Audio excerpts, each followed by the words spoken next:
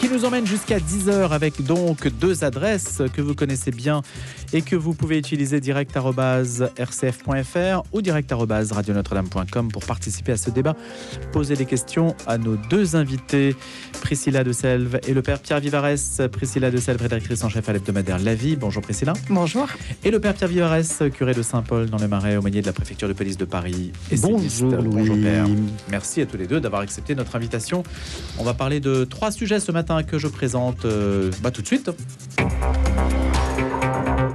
Un gros sujet qui va nous emmener sur le terrain de la démarche entreprise par 10 associations, dont le Secours catholique et Emmaüs, qui ont annoncé avoir saisi le Conseil d'État pour dénoncer les dysfonctionnements en matière de titres de séjour sur la question de l'intégration en fait et de l'insertion des personnes étrangères en France, et qui se plaignent des dysfonctionnements de l'État et qui recourent donc à une procédure pour s'en plaindre, tout simplement. Alors, on va aborder ce premier sujet. Ensuite, on parlera de la réforme PLM. Vous savez, c'est Paris, Lyon, Marseille, la réforme du scrutin municipal. Quels enjeux pour les grandes métropoles et puis pour les petites communes qui sont aussi concernées. Et puis, Robert Badinter en Panthéon, la peine de mort est-elle encore un sujet? C'est ce qu'on a voulu poser comme question ce matin. On va donc commencer avec cette démarche des 10 associations qui se disent que ça ne fonctionne pas en France. Les dysfonctionnements kafkaïens de la plateforme numérique des demandes de titres de séjour, signalés à maintes reprises au pouvoir public, entravent l'accès des personnes étrangères au marché du travail. Elles aggravent la précarisation. Elles pénalisent lourdement les associations et les entreprises qui les accompagnent ou les emploient. C'est un petit peu un comble de se dire que l'État, qui devrait être au service des personnes qui le sollicitent, en fait, complique les choses. C'est ce qu'on observe, le père Pierre Vivarès. Vous pouvez nous dire quelque chose là-dessus? C'est extrêmement compliqué, c'est assez dysfonctionnel. Alors on pourrait dire, bon, ok, parfois il y a des plateformes numériques qui ne fonctionnent pas, il y a des problèmes, il y a des ratés, il y a de la programmation qui ne marche pas très bien, ça peut arriver. En revanche, il y a des services de l'État qui fonctionnent très bien, comme les impôts par exemple, ou Amélie. Donc ça peut fonctionner quand on veut. Et là on se rend compte en fait que ça ne fonctionne pas et on se demande en fait, le recours des associations est-il fait pour dire ça ne marche pas, faites un effort pour que ça marche mieux, ou est-il fait pour dire vous faites de l'obstruction pour que les étrangers ne puissent pas déposer des titres de séjour, ou même parfois, j'ai l'expérience, récupérer leur titre de séjour. Il y a le turiféraire de Saint-Paul, Jean Wilfried, qui est étranger, qui a une carte de séjour pour 1 an, qu'il doit renouveler chaque année en octobre. Nous n'avons pu récupérer sa carte qu'en février. Elle était faite, la carte, elle était disponible, mais il n'y avait pas de prise de rendez-vous possible pour venir récupérer sa carte. Donc en fait, il allait devoir refaire sa demande pour l'année suivante sans avoir déjà récupéré celle de l'an passé. Et la prise de rendez-vous, c'était sur une plateforme? C'est sur une plateforme, il n'y avait pas de rendez-vous possible. On n'arrivait pas à se connecter, on a essayé de faire tous les moyens. Et c'est très dysfonctionnel. Pour les demandes d'autorisation de travail, un étranger a un titre de séjour qui l'autorise à travailler, mais il faut passer par un service de la main-d'œuvre étrangère qui va permettre de donner à l'entreprise le droit d'employer. Enfin, ça prend des proportions absolument considérables. Et en plus, on est évidemment face à une population étrangère qui ne maîtrise pas forcément parfaitement le français, qui a besoin de se faire accompagner. Parfois même, quand on est français, nous, les plateformes et les instructions sont assez absconses quand même, il faut le dire. On ne comprend pas très bien ce qu'ils demandent. Quand on demande un cabis, un machin, un truc, l'étranger, il ne va pas savoir ce que ça veut dire. Et donc, c'est très obstructif. Oui, vous pensez qu'il y a une obstruction réelle?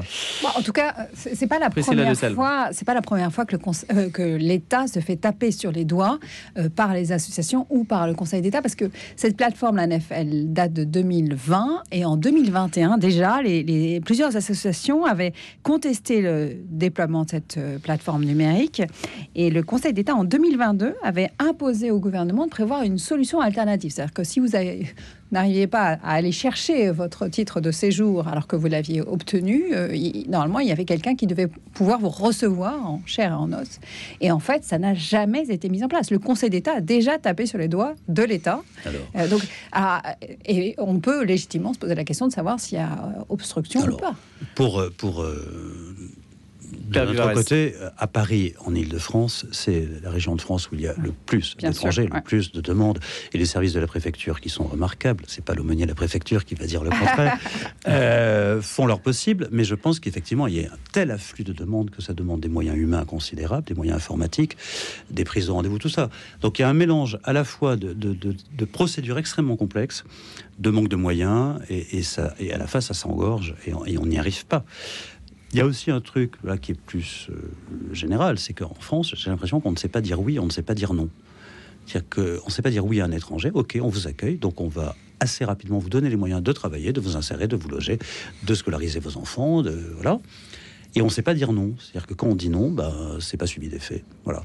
Et je pense que l'hospitalité chrétienne, quand on reçoit quelqu'un chez soi, on le reçoit. Enfin, je pense que nous tous autour de la table, quand on reçoit des amis à dîner ou à loger, on se met un peu en quatre pour que ce soit accueillant. Et quand vous les avez invités. Quand on les a invités. Et puis, quand parfois, en urgence, on accueille quelqu'un, c'est pareil. Ça nous arrive au presbytère de recevoir des gens qui sont en situation d'urgence, des femmes battues, ou voilà. On les accueille, pareil. Même, donc, celle-là, ça serait plutôt le droit d'asile, où vous voyez, on sauve quelqu'un, un mineur étranger qui est orphelin, on s'en occupe. Voilà, on ne le laisse pas par terre dans la rue.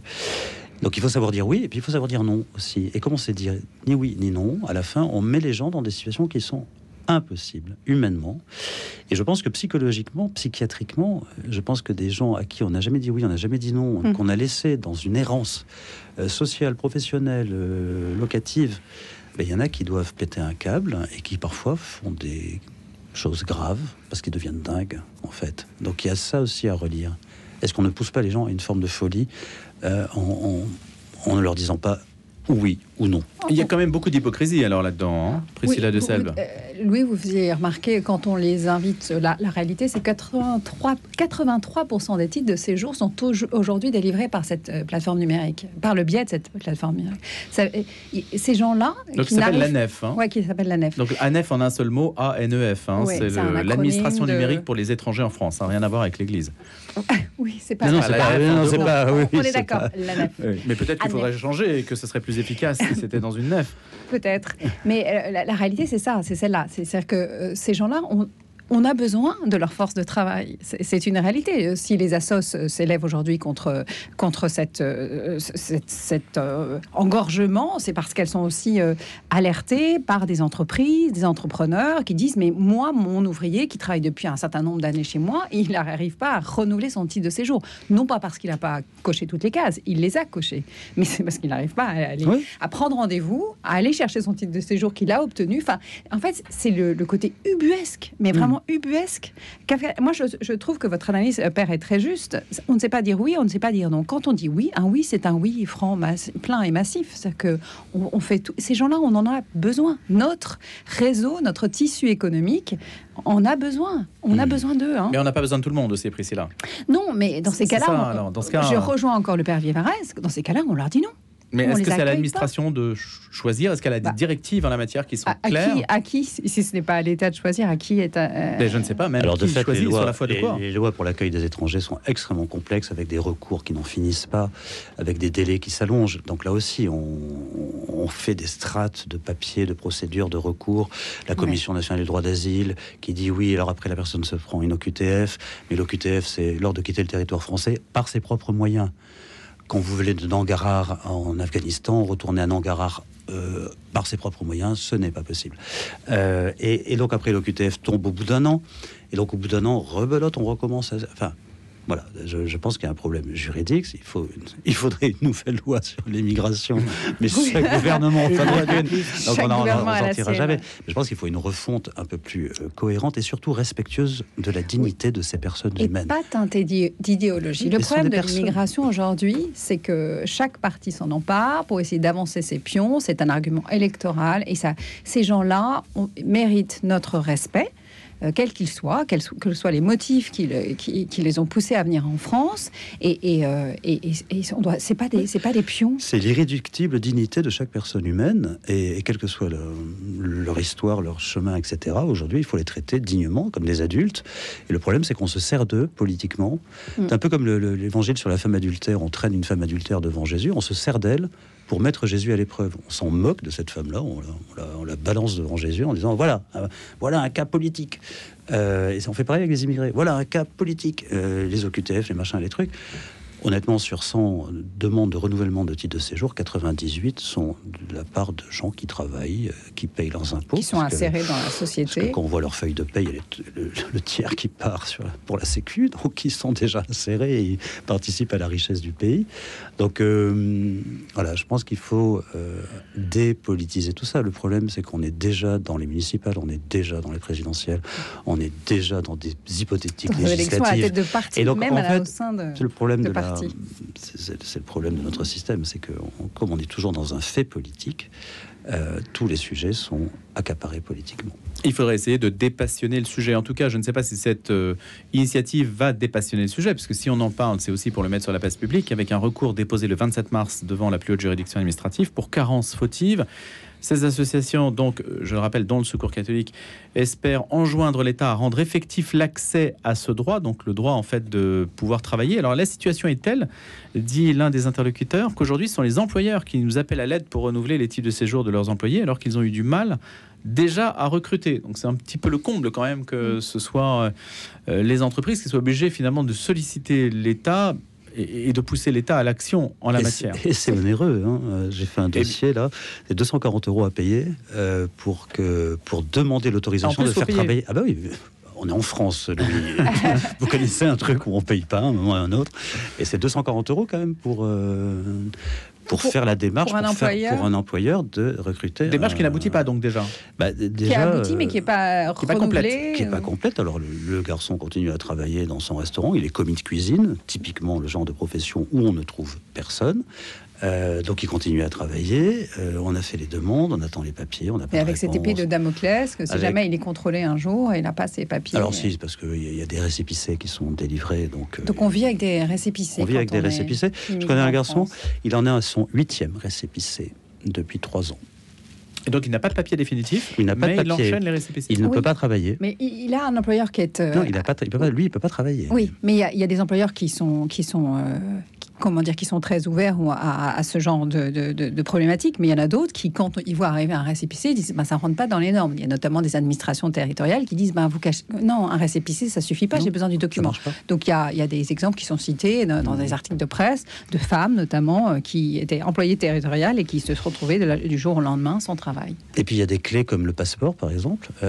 Si on n'a pas de passeport, ça bloque tout. Voilà. Le problème, c'est que comme il n'y a plus d'ambassade d'Afghanistan en France, on ne peut pas avoir un passeport en France. Enfin, c'est ubuesque. En fait, je crois... Et là, je suis en train de passer par Oman pour faire obtenir un passeport à cet Afghan. C'est un enfer. Donc on fait la demande au consulat d'Oman qui travaille avec Dubaï pour obtenir un passeport afghan pour pouvoir travailler rue Saint-Antoine. Paris 4e. Voilà le circuit mondialisé.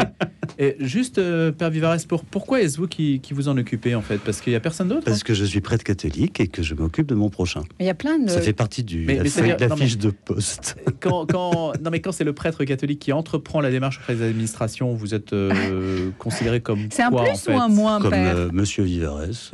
Ouais. Mais c'est-à-dire que n'importe quel citoyen peut s'emparer du sujet, dire tiens, je peux faire une démarche pour quelqu'un d'autre. Non, je ne fais pas la démarche pour quelqu'un d'autre. Je l'accompagne la personne à faire ses démarches. Moi, je suis juste une aide pour que la personne comprenne les papiers qu'on lui demande. Mais on en connaît dans notre entourage des gens qui bénévolement par amitié accompagnent. Voilà, on scanne tout, je garde des traces numériques, je lui explique comment on fait un dossier, qu'il faut bien garder ses feuilles de paie. Donc c'est chronophage, c'est pour les assos, c'est ce qu'elles disent aussi, c'est que ça emploie à plein temps quasiment aujourd'hui des travailleurs sociaux qui seraient employés autrement mieux. Et il y a beaucoup de bénévoles en fait.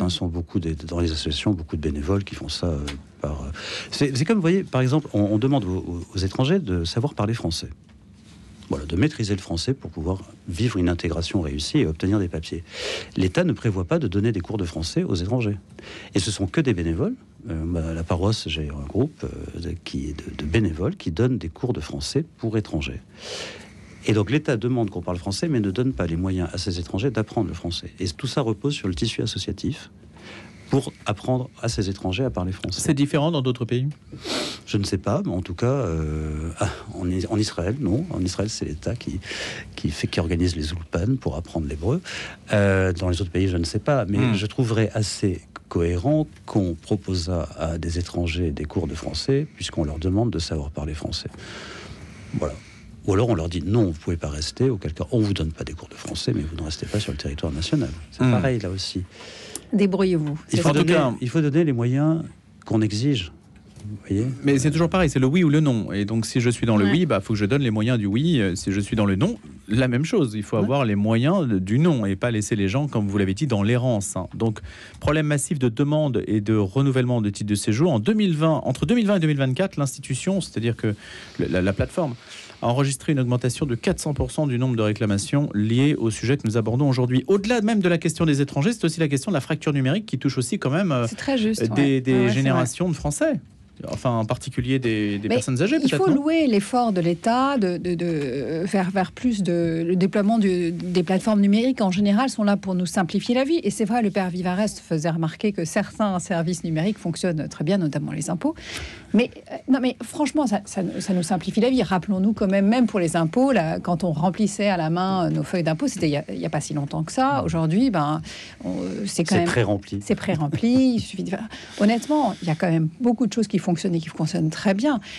Mais on a tous dans notre entourage des gens qui ne sont pas très à l'aise avec le numérique. Et c'est pas que les personnes âgées, parce qu'on a toujours tendance à parler de nos mères ou de nos pères.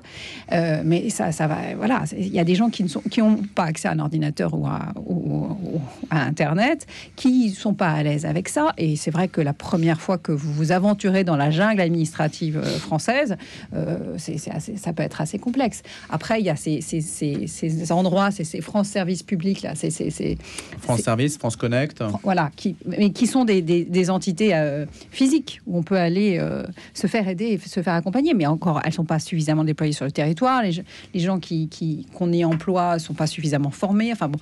Ça manque de guichets, en fait, quand même. Ça manque encore d'interface humaine. Et ça, c'est généralisé. Tout est très complexe. Ils ont mis des bus en province pour faire le tour de village. Après, suivant le nombre de demandes possibles, quand on va sur le site comme Amélie, par exemple, il y a 15 aides possibles qu'on peut toucher avec des simulateurs, des machins, des trucs. C'est très, très, très confus aussi, tout ça. Et on comprend que les gens baissent les bras. Je crois qu'il y a à peu près 40% des bénéficiaires du RSA qui ne touchent pas. Ils ne touchent pas, tout à fait. Parce qu'ils n'ont pas fait ou n'ont pas su faire. Ils ne sont pas au fait de leurs droits, parce qu'ils sont renoncés.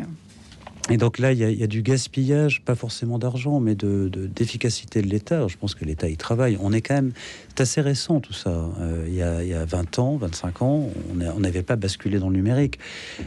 Il faut 1-2 générations pour basculer vraiment dans une appréhension numérique de la vie quotidienne. Enfin, il y a des pays qui arrivent quand même beaucoup mieux que nous. Des petits pays baltes, par exemple, l'Estonie est très en avance sur ce sujet-là. C'est toujours compliqué de comparer des pays avec des territoires, qui n'ont pas forcément des plus ou moins de moyens que ils ont peut-être nous. 68 millions d'habitants. Voilà.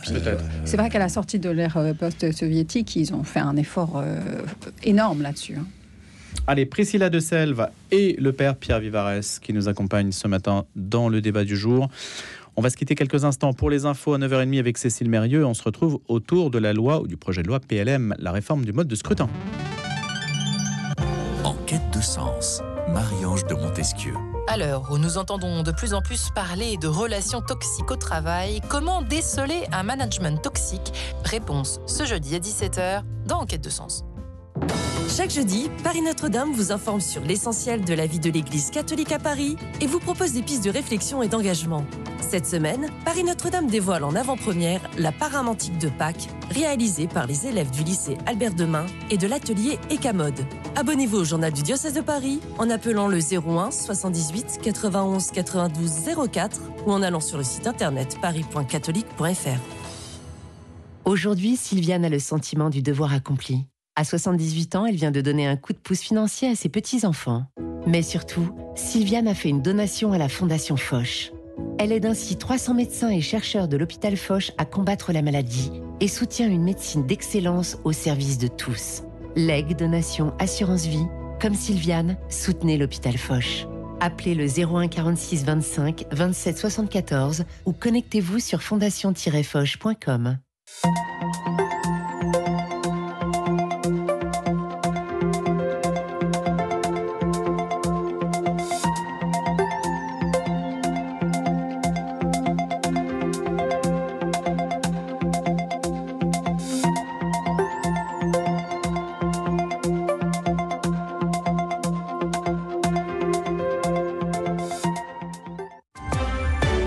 À 9h30, un point sur l'info avec Cécile Mérieux. Bonjour Cécile. Bonjour. Décidément imprévisible, Donald Trump fait volte-face sur ses taxes douanières. Lui qui brandissait des droits de douane allant de 10 à plus de 100% pour la Chine.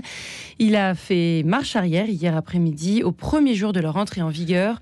Pour le moment, il s'agit d'une pause de 3 mois avec des droits de douane ramenés à un taux universel de 10%, sauf pour la Chine, pour laquelle il augmente même la taxe douanière sur les marchandises à 125%. La volte-face de Donald Trump est intervenue quelques heures après que l'Union européenne a validé l'imposition de taxes de 25% sur des importations américaines comme le soja, le bois, la volaille ou les motos. L'UE a toutefois souligné qu'elle était prête à suspendre ses droits de douane à tout moment en cas d'accord juste et équilibré avec Washington. Emmanuel Macron annonce que la France pourrait reconnaître un État palestinien en juin. Une potentielle déclaration à l'occasion d'une conférence coprésidée avec l'Arabie Saoudite aux Nations Unies en faveur d'une solution à 2 États. L'ambassadeur d'Israël en France a jugé cette décision totalement irresponsable. Le chef de l'État français dit aussi vouloir œuvrer à la reconnaissance d'Israël par des pays ne l'ayant pas encore fait, comme l'Iran. En pleine campagne pour la présidence des Républicains, Bruno Retailleau présente ce matin son bilan après 6 mois au ministère de l'Intérieur. Une période marquée par son omniprésence sur l'immigration et sur la sécurité. Il se défendra des critiques d'absence d'avancées concrètes. Le tribunal correctionnel de Pontoise rend son verdict concernant l'enseignante jugée en mars pour le harcèlement de 3 anciens élèves, dont l'une s'est suicidée en juin 2019 à l'âge de 11 ans. Dans ses réquisitions, la procureure avait requis 18 mois de prison avec sursis et une interdiction définitive d'enseigner à l'encontre de cette femme de 62 ans. Merci Cécile Mérieux. RCF et Radio Notre-Dame, le débat du jour. Quels enjeux pour Paris, Lyon et Marseille avec la réforme du scrutin municipal étudiée donc à l'Assemblée nationale, sachant que le sujet est un petit peu technique. N'hésitez pas d'ailleurs à nous dire ce que vous en pensez sur direct@rcf.fr, direct@radionotre-dame.com. Le père Pierre Vivarès, curé de Saint-Paul à Paris, dans le Marais, et aumônier de la préfecture de police de Paris, essayiste, est avec nous, ainsi que Priscilla de Selve, rédactrice en chef à l'hebdomadaire La Vie. Alors cette réforme, donc je le disais, c'est un petit peu technique. Il s'agit de faire en sorte qu'il y ait une exigence démocratique fondamentale, celle de la clarté et de la lisibilité du suffrage universel dans les grandes villes, faire en sorte que cette lisibilité soit vraiment réelle, qu'elle apparaisse réellement. C'est ce que disent les défenseurs du texte, une proposition de loi du député Renaissance Sylvain Maillard, soutenue par le gouvernement, qui prévoit donc de réformer le mode de scrutin de 3 métropoles spécifiques. La loi dite PLM, Paris, Lyon, Marseille. Lyon est un cas un petit peu à part. On va laisser un petit peu de côté pour des raisons là aussi un petit peu techniques qui dépendent de la métropole lyonnaise. Mais en tout cas, si on s'attaque à Paris et à Marseille, il s'agit de faire en sorte que le scrutin soit mieux compris des personnes qui votent. Est-ce qu'on peut essayer d'éclairer un peu le sujet, Priscilla de Selve ? Oui, on va essayer, mais c'est de comprendre. Parce qu'aujourd'hui, on vote comme aux États-Unis, en fait, un peu.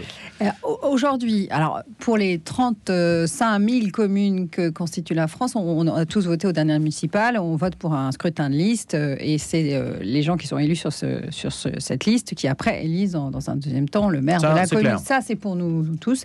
Mais pour les Parisiens et les Marseillais et puis les Lyonnais jusqu'à très récemment, il y avait dans ce scrutin-là. C'est comme un suffrage indirect, c'est-à-dire qu'on votait pour une liste dans laquelle il y avait des conseillers municipaux et puis des conseillers de Paris. Et après, au sein de cette liste, ces conseillers de Paris élisaient la maire de Paris. Et en fait, avec une prime majoritaire quand la liste gagne l'arrondissement, c'est un peu comme aux États-Unis qui remportent les conseillers d'État. C'est ça, the winner takes all. Voilà, ouais.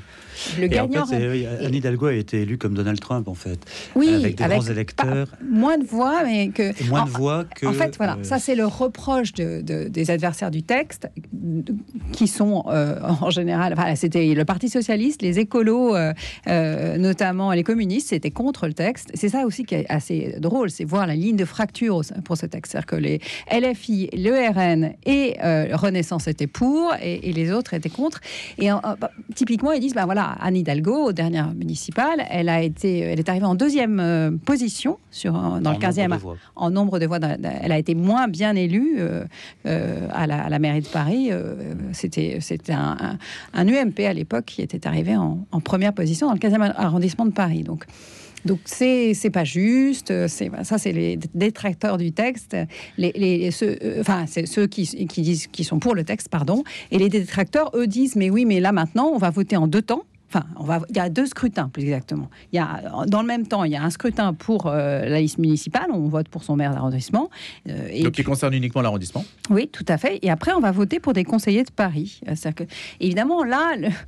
C'est vrai qu'on se dit que le vote échappe au bidouillage politique, puisque les Parisiens les Parisiens et les Marseillais seront appelés à voter directement pour l'élu de leur choix au Conseil. Et la prime, celui qui avait 50%, aujourd'hui la prime passe à 25%, c'est-à-dire ceux qui font plus de 25% ont une prime et donc gagnent plus d'élus, je crois. C'est extrêmement complexe. C'est quand même de la cuisine politique qui nous échappe à nous, Français, un peu quand même. Mais le but, c'est quand même de renforcer le lien entre l'électeur et l'élu. Oui, le maire soit davantage le résultat d'un vote. On votait pour une liste municipale à Paris, par exemple, ou à Marseille, et puis après, tout nous échappait. C'est-à-dire que la cuisine politique se faisait dans l'entre-soi des conseils municipaux de terrain. Là, aujourd'hui, quand vous allez aller dans le comment on s'appelle, l'isoloir, vous allez voter. Il y aura deux bulletins de vote, on imagine, un pour votre conseil municipal et puis un pour les conseillers de Paris, par exemple. Donc c'est l'électeur qui va dire qui ira ou pas. Donc avec une distinction donc entre le Conseil de Paris qui représente le département parisien, la ville de Paris et le Paris conseil d'arrondissement. Est une ville et un arrondissement. Ouais. C'est pour ça qu'il et un département. Et un département. Ouais. C'est pour ça que ça bug un peu dans la compréhension. Mais j'aimerais bien savoir si les Parisiens connaissent la liste de leurs élus dans leur mairie d'arrondissement. Oui, non, mais c'est ça. Enfin, honnêtement. Mais après, je suis pas sûr qu'ils soient. Est-ce qu'on pourrait citer quelques maires d'arrondissement à Paris, pardon pour Marseille, parce que alors je connais encore moins bien Marseille que Paris à cette zone-là, mais à part Rachida Dati, qui est la maire du 7e arrondissement. Ariel Veil, maire de Paris. Voilà, Centre. on va commencer à faire. Mais sinon, parce que Annie Lago n'est pas maire de son 15e arrondissement. Elle n'a jamais été élue dans le 15e arrondissement. Donc c'est ça, c'est le côté. Bon, mais après, on peut légitimement s'interroger sur la nécessité de réformer cette loi qui date de 82 quand même, à 1 an des municipales. Est-ce qu'il y avait vraiment urgence? Pourquoi? C'est opportuniste pour vous? C'est une manière de pouvoir récupérer la ville? Un an des élections municipales, on peut légitimement, en tout cas, se poser la question. Bon, c'est la cuisine politicienne, comme d'habitude. Enfin, je veux dire, on occupe le débat médiatique avec des lois et des réformes. Voilà. Et je crois qu'il y a des urgences un peu plus criantes en ce moment. La question, c'est est-ce que le mode de scrutin change quoi que ce soit, finalement, au résultat du vote, dans la mesure où aujourd'hui, il est largement, je ne dis pas téléguidé, mais conditionné par la sociologie parisienne? Est-ce que le fait de voter d'une manière ou d'une autre, finalement, ça change l'aboutissement oui, je pense que ça peut électoral, c'est-à-dire que vous avez aujourd'hui des grandes métropoles qui sont à peu près semblables dans leur couleur politique, que ce soit Paris, Lille, Lyon, Annecy, etc. La dernière élection a eu lieu pendant le confinement, enfin au bord du confinement. C'était quand même la dernière élection municipale en France. C'était dans un climat qui était assez anxiogène. Très peu de participation. On disait qu'on n'allait pas être contaminé, on pouvait aller voter. Enfin, ça a été la validité démocratique de la dernière élection municipale. Mais je crois que votre remarque, Louis, est très juste. C'est-à-dire qu'on peut aussi s'interroger sur la sociologie des populations des grandes métropoles et se poser la question pourquoi est-ce qu'elles se gentrifient? Pourquoi est-ce qu'il y a une forme d'embourgeoisement? Alors, toutes les grandes métropoles que vous avez citées, elles sont à gauche, elles sont écologistes, elles sont voilà. Mais il y a une forme de gentrification quand même de ce vote qui s'explique très simplement parce que ça coûte cher d'habiter à Paris. Les loyers sont chers, le prix du mètre carré est cher et mécaniquement ça décentre, ça expulse une certaine catégorie de population qui n'a pas les moyens d'habiter. Mais pourquoi les riches votent-ils à gauche en fait? Alors c'est c'est une certaine gauche. Hein. C'est pas LFI, hein, c'est pas les communistes, c'est les socialistes. Voilà, on peut se poser la question de savoir pourquoi est-ce que des gens qui ont un vrai bon niveau de vie votent socialiste, sûrement pour des bonnes raisons. Hein. Et puis pourquoi est-ce qu'on vote écolo dans certaines villes? C'est pareil. Mais pourquoi? Justement, je pose la question naïvement. Hein, pardonnez-moi. Ouais, mais je pense que c'est facile de voter écolo quand on n'a pas besoin de voiture, quand on se déplace en vélo, quand on habite un petit village où on a besoin de 2 voitures dans la famille pour vivre simplement. Ouais. La question écologique paraît immédiatement beaucoup moins urgente, surtout quand on vous rajoute des ZFE où vous pouvez plus rentrer dans la ville d'à côté. C'est aussi d'actualité. Votre voiture pollue trop et donc on exclut les pauvres parce que ce sont des gens qui n'ont pas forcément des moyens. Donc c'est facile d'être écolo quand on va à la Défense en vélo et qu'on habite le Marais. À la Défense en vélo, faut oser. Hein. Oh non, ça c'est très bien. C'est vrai, vous le faites. Les vélos électriques maintenant. Ouais. Non, je vais à Versailles en vélo, moi, monsieur. À la Défense, c'est un maquis. Non, mais voilà, et je pense que LFI fait de bons scores à Paris aussi. Hein. Dans certains arrondissements, oui, bien sûr. LFI, c'est plutôt une sociologie urbaine. Hein. Il y a une radicalité à Paris, c'est qu'il y a des riches et il y a des logements sociaux. Et en fait, c'est au milieu, les classes moyennes qui disparaissent de Paris, parce qu'elles n'ont plus les moyens de se loger dans Paris, et elles ne sont pas assez pauvres pour bénéficier d'un logement social. Donc en fait, on a une forme de radicalisation de la population parisienne, avec des gens riches et des gens pauvres, et entre les deux, il n'y a plus le commerçant qui tient la boulangerie. Mais donc l'un et l'autre sont plus enclins à voter à gauche, c'est-à-dire la personne qui a des logements sociaux, elle est plutôt dans la continuité de l'État-providence, et la personne gentrifiée, elle est aussi. Alors après, je pense qu'il y a plein de facteurs qui jouent et qui expliquent ça. C'est-à-dire que par exemple, les électeurs, parce qu'il faut quand même se poser la question de la participation aux scrutins électoraux divers et variés, hein, et les municipales en général, elles fonctionnent pas trop mal parce qu'on est attaché à son maire, notamment en province, à la campagne. Mais ces populations précaires, c'est pas les premières à aller voter. Les CSP+ votent plus. Voilà. De moins en moins, je trouve. Oui, mais ça c'est un mouvement qui est descendant. Ouais. Mais naturellement, en tout cas, ça a toujours été le cas jusqu'ici, même si effectivement il y a une baisse. Les gens qui sont plus âgés, les gens qui sont plus éduqués, CSP+, votent plus que les gens qui. Oui, mais il y a quand même une fatigue démocratique. Oui, ça c'est très juste. Une fatigue démocratique. Alors quand parfois il y a des événements qui saisissent tout le monde va voter parce que tout d'un coup, voilà. Mais sinon, il y a quand même une fatigue démocratique. Et puis. Il y a un des problèmes en France pour les élections. Vous devez en parler, je pense. Les communes de moins de 1000 habitants qui doivent faire la parité. C'est très bien la parité. Mais simplement, je pense que le petit village corse, mettons Cagnane ou Machinage, par hasard, voilà, qui va devoir produire une liste, je ne sais pas s'ils vont trouver... S'il va y avoir la parité. Et s'il n'y a pas la parité, est-ce que le scrutin est invalidé? Ouais. Alors moi, je vais parler de la Corrèze. Vous parlez de la Corse, mais la Corrèze, c'est pareil. Dans mon petit village de 500 habitants, c'est compliqué de trouver des femmes qui s'engagent.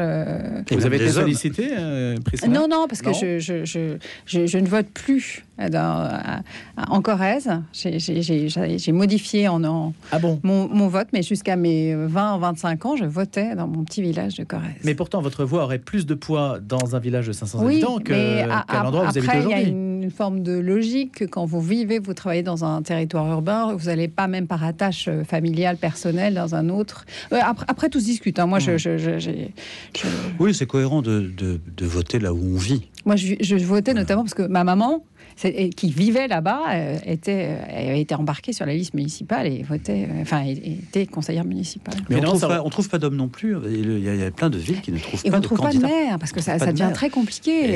Et donc, imposer la parité, alors qu'on a déjà du mal à trouver des candidats pour être maire de petits villages, et en plus ils se font insulter, parfois crever les pneus. Et ils sont traduits devant les tribunaux parce qu'on les accuse de pique-pendre.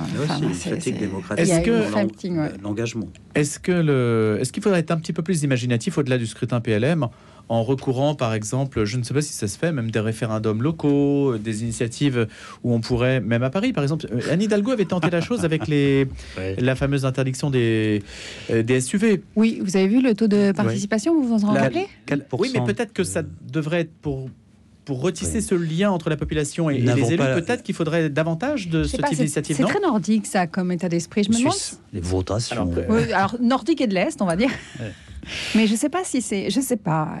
Peut-être qu'une participation directe à des décisions qui nous concernent tous serait peut-être intéressante, mais c'est une éducation, ça aussi, à faire. Hein. Alors le problème, c'est la question, je la pose pour les ZFE aussi ou les SUV, c'est que si vous faites une votation sur ce type de sujet, il faut... Quelle doit être l'assiette du vote, le périmètre? Parce que ceux qui sont concernés sont pas nécessalement ceux qui habitent le lieu. Moi, je n'habite pas à Paris, mais j'y travaille. Comment je fais? Je vote ou je vote pas? Mais par exemple, la ville de Paris décide de normes, d'aménagement, d'interdictions qui concernent 10 millions d'habitants d'Île-de-France. Parce que et les Parisiens votent et ce sont tous les habitants d'Île-de-France qui sont impactés par les décisions de la ville de Paris. D'où la guerre entre injuste, deux femmes politiques, c'est injuste, Valérie Pécresse et Anne quand on Hidalgo. interdit le périph', je sais pas quoi, on met le périph' à 50 ou qu'on interdit une voie sur le périph', le type qui habite à Vitry, qui va travailler à Issy-les-Moulineaux, qui tous les matins avec sa camionnette, parce qu'il est plombier, prendre un exemple, doit passer par le périph' pour rejoindre son atelier, il est impacté par une décision de la ville de Paris où il ni ne travaille ni n'habite. Ce qui n'est pas très juste, je trouve. Et ça, c'est valable aussi bien à Lyon qu'à Marseille, que dans d'autres métropoles ou à Lille. Les grandes métropoles. C'est le même principe où finalement c'est le centre qui décide pour tout le monde. Est-ce que c'est juste, pas juste? Peut-être qu'une réforme du scrutin devrait aussi porter sur l'usine à gaz. Sur le périmètre. Si vous commencez à enlever des prérogatives à la mairie de Paris pour les donner à la région Île-de-France, vous allez... Le Grand Paris, ce n'est pas gagné. C'est déjà la guerre, entre Valérie et Anne. Bon, écoutez, on va voir comment ce sujet évolue sur la loi PLM, voilà comment on l'appelle, et le vote de cette proposition de loi. Ça doit passer au Sénat, je pense. Oui, il y a encore un parcours. Mais alors, du coup, on va arriver vraiment, on va buter sur les municipales. Ça va vraiment c'est bien le problème. Passer sans doute au dernier moment, ce qui peut-être nécessite des ajustements de la part des listes. On ne sait pas ce que l'avenir nous réserve, parce qu'on n'est peut-être pas à l'abri d'une nouvelle dissolution aussi. Et donc ça pourrait évidemment remettre en cause le parcours ça remet tout en cause. Législatif de cette loi en particulier. On va parler à présent de Robert Badinter. Robert Badinter qui va entrer au Panthéon. La chose a été annoncée tout récemment. L'ancien résistant ministre de la Justice y entrera le 9 octobre, une cérémonie d'hommage qui correspond... 9 octobre, oui, date anniversaire de la promulgation. 9 octobre, date anniversaire de la promulgation de la loi d'abolition de la peine de mort dont il est l'auteur. On se souvient que cette loi avait marqué les débuts du mitterrandisme. C'était la loi symbolique forte sous François Mitterrand. L'historien et résistant juif Marc Bloch sera à son tour panthéonisé le 16 juin 2026, 82 ans après son exécution par la Gestapo en 44. Donc il y a deux personnalités issues de la résistance qui entreront au Panthéon prochainement. La question que l'on se pose avec Robert Badinter, c'est ce sujet de la peine de mort. Est-ce qu'aujourd'hui, ce nom est associé évidemment à l'abolition de la peine de mort? Est-ce qu'aujourd'hui, c'est un sujet qui est derrière nous, qui est devant nous, qui est présent? Évidemment, le cas français n'est pas extensible au reste du monde. Le père Vivarès va nous répondre d'abord. La loi de Badinter est une des lois les plus courtes de la République. La peine de mort est abolie. Elle tient en 6 mots. C'est une espèce de radicalité définitive. Or, cette radicalité n'a pas été prise encore dans beaucoup de pays. Il n'y en a plus beaucoup, mais ils n'ont jamais autant exécuté de condamnés. Donc il y a une machine à exécuter. Entre nous, la peine de mort existe toujours. Les opérations spéciales de la République française en Syrie et ailleurs, commandées dans le bunker de l'Élysée, c'est quoi ? C'est une forme de peine de mort. Quand Israël bombarde un immeuble dans lequel il y aurait un terroriste pour tuer le terroriste, c'est une peine de mort. Il y a quand même un droit. C'est-à-dire, normalement, on a le droit de juger quelqu'un avant de l'exécuter, même si on est pour la peine de mort. Alors, c'est pas de la peine de mort dans le sens où il n'y a pas de sentence. Il n'y a pas, si. On présume qu'il y a il n'y a pas de délibération judiciaire. Il n'y a pas de délibération, mais on présume qu'il y a un terroriste dans cet immeuble, donc on va bombarder cet immeuble et on va tuer le terroriste. On présume que c'est un terroriste. Où est la délibération? Où sont les avocats? Où sont les juges? Où sont les sentences? Et quand nous aussi, la France, on l'a fait. Hollande s'en vantait. Le président Hollande se vantait d'avoir mené des opérations spéciales pour éliminer de potentiels terroristes qui menaçaient le territoire français. Voilà, donc c'est une peine de mort. On a beau tourner la question dans tous les sens, c'est une peine de mort. Je ne vais pas être politiquement correct, mais enfin, les 75 millions d'avortements chaque année dans le monde, c'est une peine de mort. Je regrette. J'ai le droit de le dire, j'ai le droit de le penser, parce qu'on est encore dans un pays libre. Je sais que c'est pas politiquement correct et que ça va peut-être faire hurler certains auditeurs, mais il y a une réalité vivante qui est éliminée. Voilà. Et c'est une peine de mort. Parce que c'est un être. Voilà. Et donc, si on prend la question de la peine de mort de manière très, très, très globale, il va falloir rentrer dans des détails qui sont... les violences conjugales, les féminicides. Elle m'a trompé, je la tue. C'est une peine de mort. Vous voyez, dans la société civile, on va... Ça existe aussi. Ça existe aussi. Le tu ne tueras point n'est pas du tout... Alors en fait, le texte, c'est tu ne commettras pas de meurtre. Tu ne commettras pas de... Et quelle est la différence? La différence, c'est que quand, par exemple, vous êtes en guerre et que vous tuez l'adversaire pour vous défendre... Par défense. Ce n'est pas un meurtre, mais vous le tuez. Mais c'est, oui. Le militaire ne commet pas de meurtre. La légitime défense... On va pas partir sur la guerre juste parce que... Non, mais la légitime défense, vous tuez quelqu'un. Bien sûr, mais vous éventuellement. Mais ce n'est pas un meurtre. Le meurtre, c'est la volonté de tuer. Donc, tu ne commettras pas de meurtre. Et donc, le texte, c'est tu ne commettras pas de meurtre, ce qui fonde l'aumônerie militaire ou l'aumônerie la police. C'est vrai. Parce que sinon, on n'aurait que des grands pêcheurs devant nous, ou de potentiels grands pêcheurs devant nous. Non, c'est leur métier. Alors, à l'aune de ce commandement... C'est l'aumônier de la police, de la police, de la préfecture de police. Non, mais c'est important. Je pense que c'est important de ne pas confondre tuer. Non, mais c'est très meurtre. juste. C'est très juste. Oui. C'est très juste. Et là, il y a une... Parce que, par exemple, il va y avoir la loi sur l'euthanasie. Est-ce un meurtre? Est-ce tuer? Aujourd'hui, c'est un meurtre. Donner la mort. Aujourd'hui, c'est même avec une très bonne... pour la meilleure raison du monde, entre guillemets, c'est un meurtre. Ouais. Aujourd'hui. Mais peut-être que à partir de mai prochain, ça sera plus un meurtre. Et ça, c'est un sacré tabou. C'est une sacrée ligne rouge qui est franchie. Ça nous plonge dans une ère. Moi, à titre personnel, je redoute. Je ne sais pas quelle société peut autoriser ce genre de choses. Moi, juste revenir sur... est-ce que c'est encore un sujet, la peine de mort? Oui, bien sûr. Nous, en France, donc elle a été abolie en 81, elle est rentrée dans la Constitution en 2007. Donc, normalement... on devrait être à l'abri d'une réforme et on ne devrait plus revoir la peine de mort en France. Mais comme le disait très justement le père Vieira, c'est pas le cas partout dans le monde.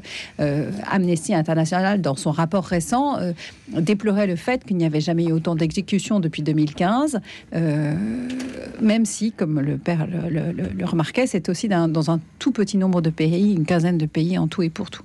Mais la peine de mort, c'est encore un hochet qu'on agite pour faire peur aux gens ou parce que on n'est jamais à l'abri de l'avoir réintroduite dans des pays qui retournent dans une phase d'obscurantisme. On l'a vu régulièrement. Notre monde dans certaines parties du monde, c'est le chaos, c'est la guerre. Ce sont des massacres qui se jouent à l'abri des regards, des médias. Tous les jours, il y a des gens qui sont massacrés et qui retombent dans une ère obscurantiste. Moi, je pensais, vous parliez de l'Afghanistan tout à l'heure. Ce qui se passe aujourd'hui dans un silence le plus total, c'est une mise à mort d'une certaine partie de la population afghane, notamment les femmes et pas qu'elles. La peine de mort, oui, reste un sujet, et sur un sujet sur lequel il faut être extrêmement vigilant. Nous, chrétiens en plus, en premier lieu. Et l'Église a-t-elle toujours été opposée à la peine de mort? La peine de mort a été abolie par le Saint-Siège au 7e siècle. On a été le premier pays au monde à l'abolir. Au 7e siècle. Mais est-ce qu'elle a toujours considéré que cette disposition était illégitime? Le Saint-Siège, le Vatican, n'intervient pas dans les lois des nations. Donc elle a toujours laissé aux nations la liberté de décider ou pas de l'application de la peine de mort. Elle l'avait reconnue comme possible, elle l'a même exercée elle-même sous l'Inquisition. Mais depuis Jean-Paul II, je pense... Elle s'oppose à la peine de mort. Ce qui est quand même assez tardif. Oui, ce qui est assez tardif, oui.